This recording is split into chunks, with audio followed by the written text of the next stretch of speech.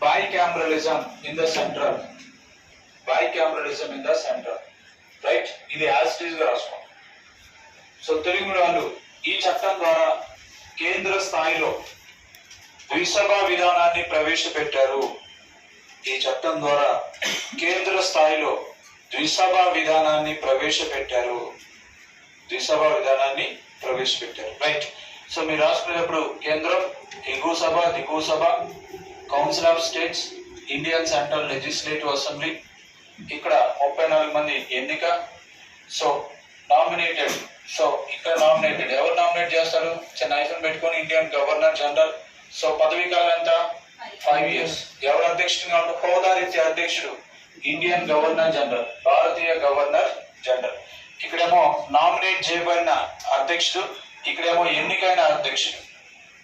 ఎన్నికైన అధ్యక్షుడు. సో అలా రాయండి.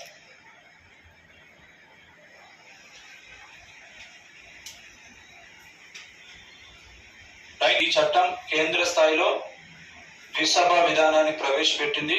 ద్విసభా విధానం అంటే ఎగువ సభ, దిగువ సభ. ఎగువ సభను ఏమన్నారు?